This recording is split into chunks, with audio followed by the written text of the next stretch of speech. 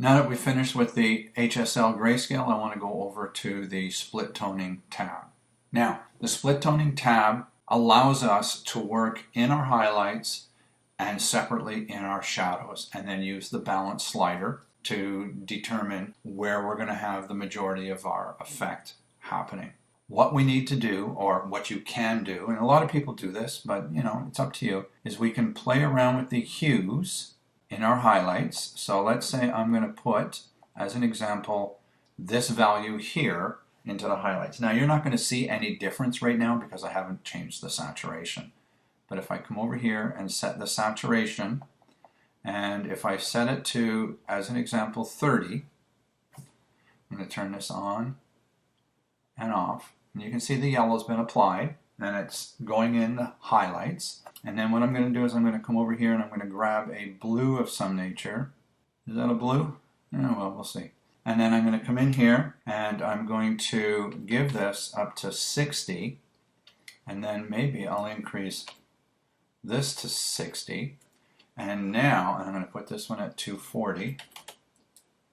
All right, now we're starting to, I'm not saying it's right or wrong or whatever it is, but we're kind of coming into that cross-process look that everybody really likes these days. If I want this effect to be more prominent in the highlights, then I just drag this up this way, and you can see how the yellow is being more prominent up there. If I want it to be more prominent down in here in the blues, then I can set it up so it's more prominent in the blues.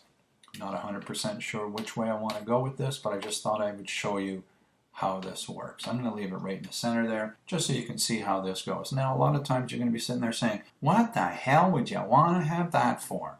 Well, not necessarily so much for working with color images, but if I was to come back over to here and take the saturation slider and move it all the way over to 0 to take that out, then if I came back into here, now you can start to see how this can work. If I come over here and do this, we're going to have more of the blues affecting the shadowy areas, and I'm going to have less of the yellows going on there. Or I can go this way and change it so I'm going to get more of the yellow stuff happening in the highlights and less in there. And in that case, what I can do is I can increase the saturation a little bit. Not that I want to go too much.